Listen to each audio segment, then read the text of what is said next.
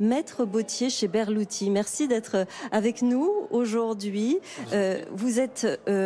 Vous faites des souliers sur mesure. Le fondateur de la maison, Alessandro Berluti, a créé la maison au 19e siècle et il était ébéniste d'ailleurs au départ, hein, Jean-Michel Oui, tout à Casalanga.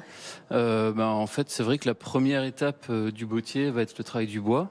Donc ça a du sens que notre fondateur eût été ébéniste, hein. C'était une maîtrise toute particulière de cette matière. Oui, c'est vrai que quand on pense bottier, on ne pense pas forcément à cette matière au départ. C'est ce que vous nous avez apporté, cet objet qui vous sert bien sûr à élaborer les souliers sur mesure. Expliquez-nous comment ça marche. Avant de tailler une botte, une chaussure, il faut tailler la forme. C'est ça. Donc le métier de bottier nécessite de voir le client au moins 3 fois.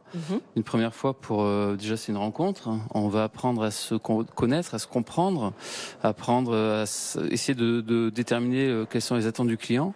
Et en fonction des mesures prises, on va tailler une forme en bois qui est en réalité le volume intérieur du soulier.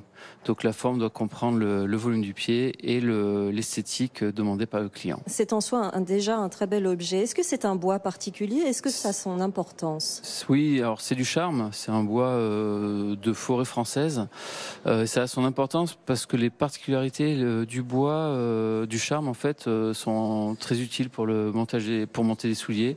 Va pas bouger en fonction de l'humidité. Voilà, c'est un bois qui est très dur, très dense, qui est dur à tailler du coup, mais qui va nous permettre de monter une dizaine de paires facilement sur la forme. Alors c'est une maison qui a 120 ans à peu près, c'est ça, C'est ça, un peu Berluti? plus. 120 ans, un peu plus de 120 ans. J'ai envie de vous poser la même question qu'à Véronique Courtois tout à l'heure. Comment on garde le style, l'essence d'une maison qui a cet âge-là, tout en la modernisant, tout en innovant?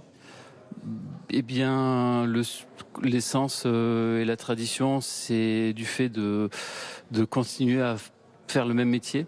On a perpétué les gestes, les traditions, on continue à transmettre ce métier aux jeunes générations. Donc en soi, on n'a jamais trop évolué. Maintenant, en termes de modernité, c'est plutôt nos clients qui vont nous inspirer, être finalement nos directeurs artistiques qui vont nous demander de travailler pour eux. C'est dans les demandes des clients qu'on se modernise. Vous voulez dire que dans votre activité, quand on fait un soulier sur mesure par exemple, il n'y a aucune mécanisation, tout est fait à la main? La totalité? Tout est fait à la main. Enfin, tout pourrait être fait à la main. Aujourd'hui, on utilise des machines à piquer pour la tige pour permettre d'assembler les éléments ensemble et des bandes de finition hein, qui sont des bandes de ponçage. Mais tout pourrait se faire à la main. On pourrait travailler à la bougie aujourd'hui.